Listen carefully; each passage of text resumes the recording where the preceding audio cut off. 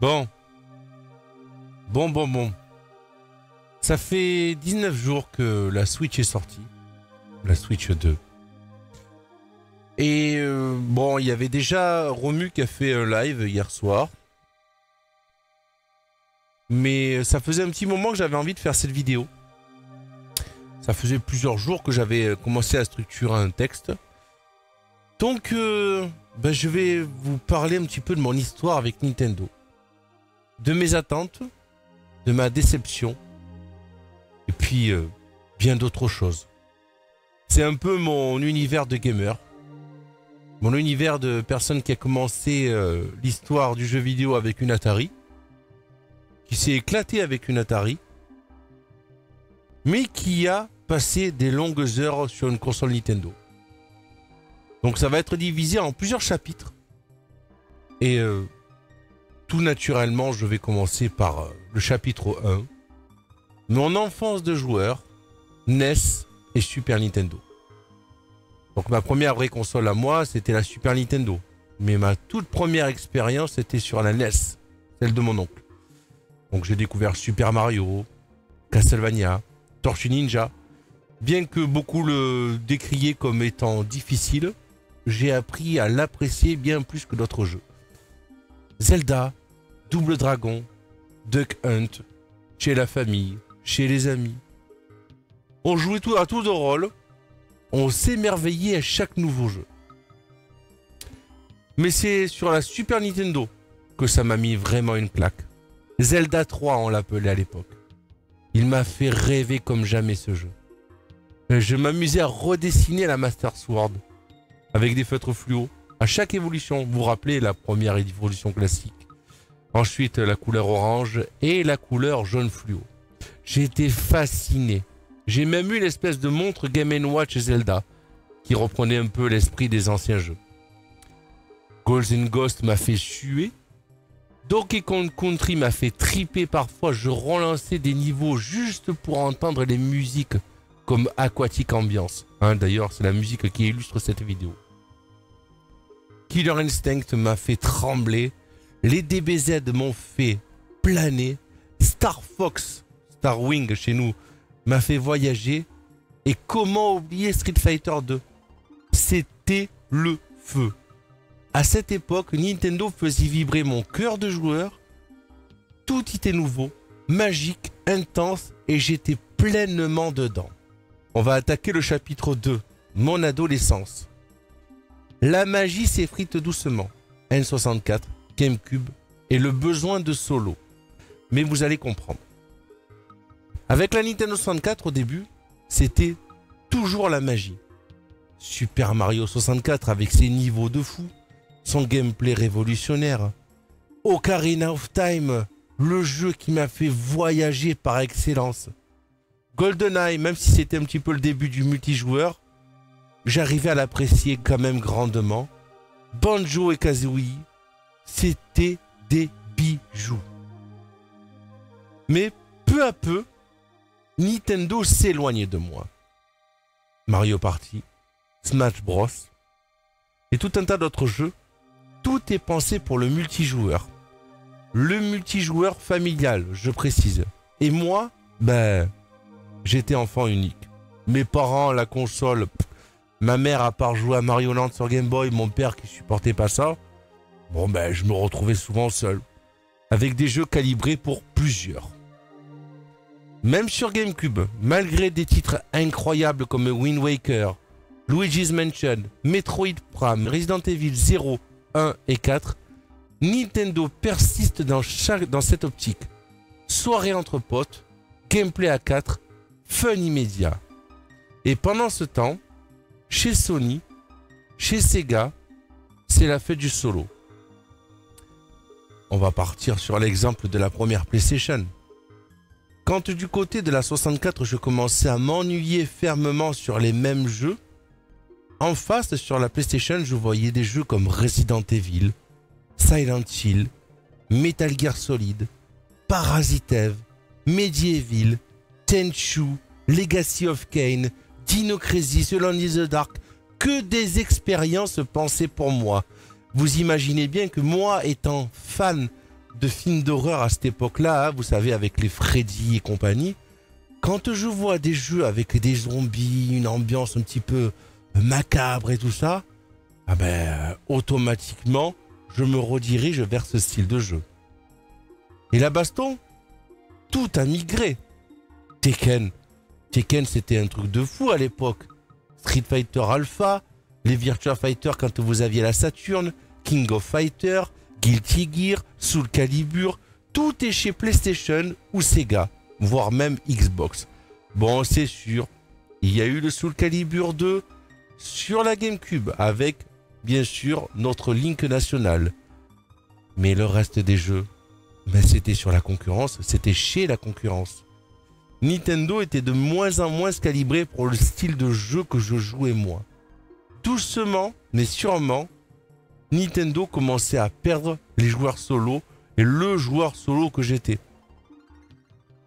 Chapitre 3, l'âge adulte, la Wii U et la rupture de confiance.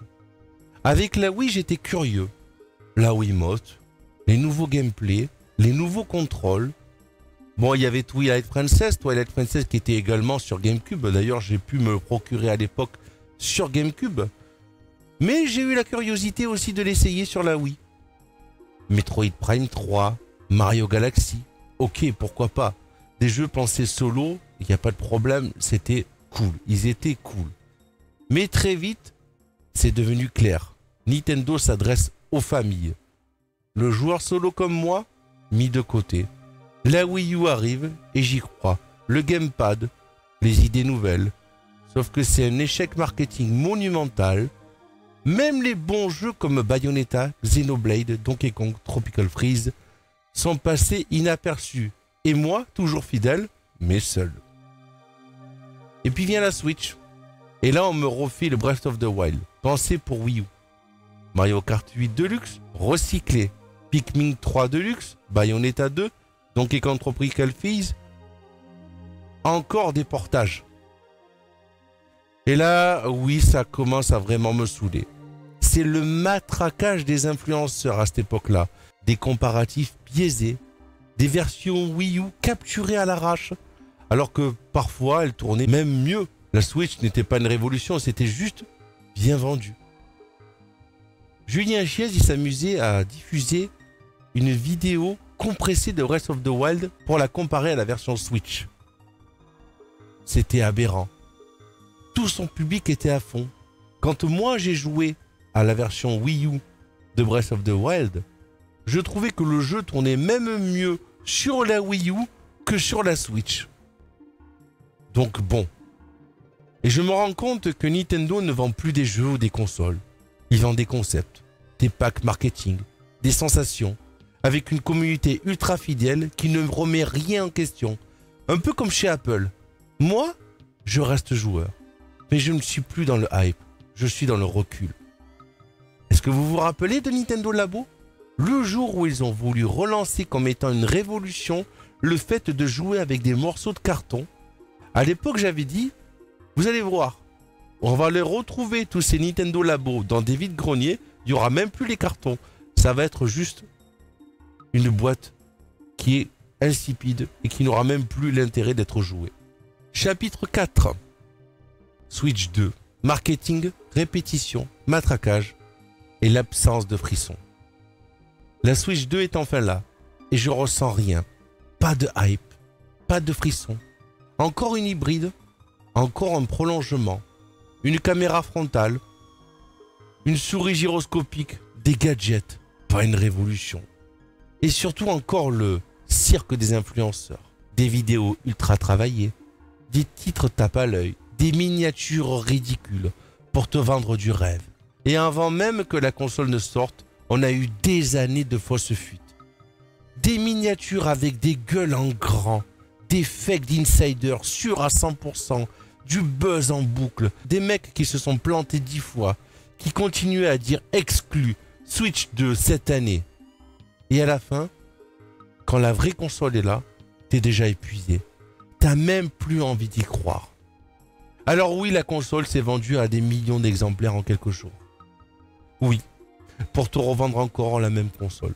pour te revendre un gap qui n'est pas si haut que ça par rapport à une Switch originale. Oui, il y a des optimisations. Oui, il y a plein de choses, c'est sûr. Mais en termes de révolution, je la vois pas, moi, la révolution. Si j'avais dû acheter une console Day One, cela aurait été uniquement pour une édition collector Zelda. Juste pour ça. C'est dire où j'en suis. Nintendo ne me parle plus. Il parle à d'autres personnes, à des familles qui s'éclatent ou des gens qui jouent à plusieurs. Mais moi, je suis un éternel joueur solo. Comme à l'époque de la NES, comme à l'époque de la Super NES. Alors oui, on pouvait jouer en solo avec la NES ou la Super NES. Oui, on pouvait jouer à plusieurs. Mais ce n'était pas que orienté. Nintendo parlait à tout le monde.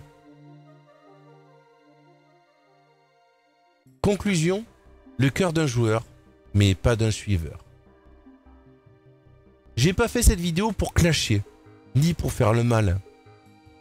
Je vous le rappelle, je suis un grand fan de Nintendo à l'origine. J'ai les Game Boy, j'ai les NES, j'ai les Super NES, j'ai les Famicom, j'ai les Nintendo 64, j'ai la GameCube, j'ai la Wii U, j'ai la Switch. Est-ce que je prendrai la Switch 2? Oh oui, certainement, s'il y a une version Zelda.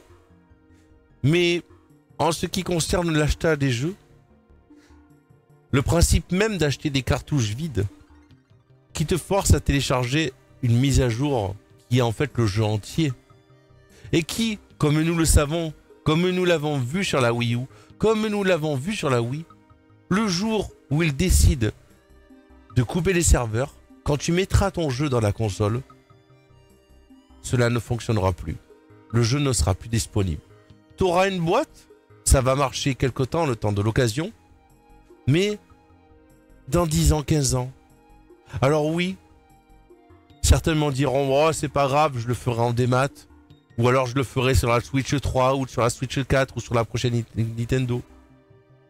Mais, en tant que joueur, si tu as envie de jouer à ton vieux jeu, tu pourras plus. Ce sera une cartouche vide. Donc non, je ne fais pas cette vidéo pour clasher, ni pour faire le mal. Hein. Je le fais parce que je suis un joueur. Quelqu'un qui a grandi avec Nintendo, qui les a aimés, soutenus, et qui aujourd'hui ne s'y reconnaît plus. J'achèterai peut-être la Switch 2, ou pas. Mais une chose est sûre, je n'achète pas de promesses. Plus maintenant. Jouez où vous voulez, kiffez ce que vous aimez, mais ouvrez les yeux. Parce que parfois, ce qu'on nous vend, comme une révolution, c'est juste un souvenir bien emballé.